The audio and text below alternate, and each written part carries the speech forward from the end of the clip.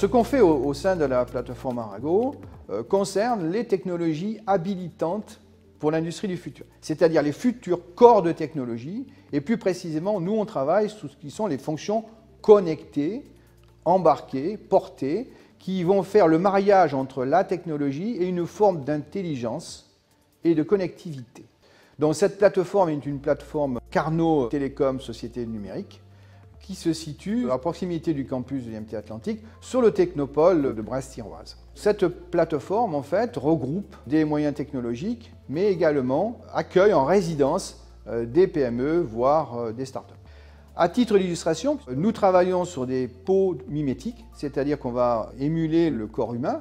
Et d'ailleurs, dans ce cadre-là, on est en train de mettre en place une ligne pilote pour la société Nexter. Nous avons un partenariat avec Nexter qui remonte à 8 années. Donc c'est un partenariat de longue durée, et notamment avec la DGA.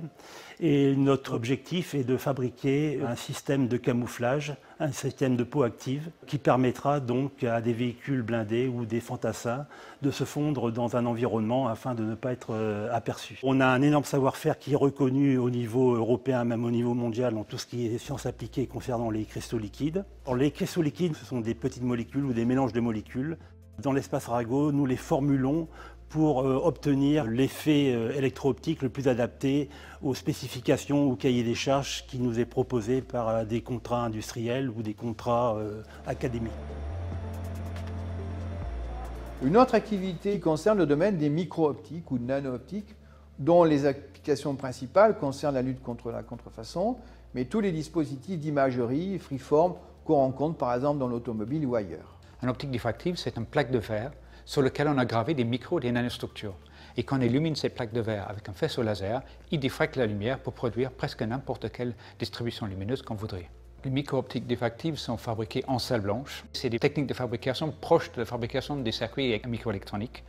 Et justement, une des spécialités du département optique, c'est qu'on a mis en place toute la chaîne de conception et fabrication de ces micro-optiques. Beaucoup d'industriels, en venant ici, ils ont accès à toute la chaîne. On a en particulier des fabricants des hologrammes de sécurité, où on met des hologrammes de sécurité sur les billets de banque. On a aussi travaillé avec Thales, PSA, pour faire des affichages holographiques dans la voiture et derrière la voiture, et des afficheurs tête haute. Alors la nature des collaborations avec les industriels, elle est variée. C'est ça qui est important, il faut qu'on soit flexible et qu'on s'adapte à leurs besoins, et pas l'inverse. Donc on fait tout ce qu'il est possible de faire. La propriété industrielle est une caractéristique, un des atouts de l'IMT. Elle est gérée par l'IMT en direct avec l'industriel. On va concevoir les règles de propriété intellectuelle en bilatéral.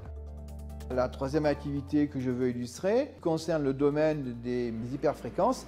Cette technologie elle présente un attrait très important pour énormément de nos partenaires, que ce soit des partenaires académiques ou des partenaires industriels. Nous avons beaucoup d'activités d'études, de développement et de réalisation de dispositifs et de modules hyperfréquences.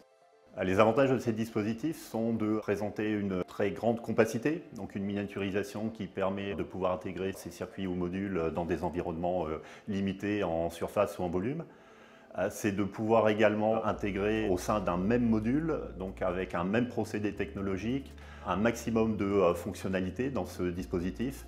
Les fonctions que l'on peut intégrer sont toutes les fonctions clés que l'on va retrouver dans les systèmes électroniques de manière générale, donc dans les systèmes de communication, dans les systèmes de détection.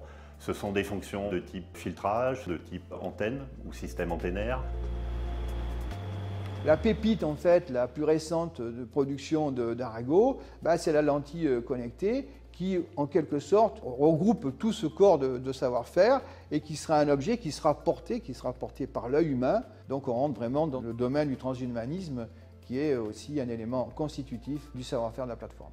L'évolution de la plateforme aujourd'hui s'inscrit dans le cadre du souhait ministériel donc du ministère de l'Industrie dont on dépend, de créer des plateformes d'accélération et de permettre d'aller un peu plus loin que ce qu'on fait. C'est-à-dire associer directement les industriels aux investissements qui seront faits sur la plateforme pour qu'ils soient encore plus en adéquation avec eux.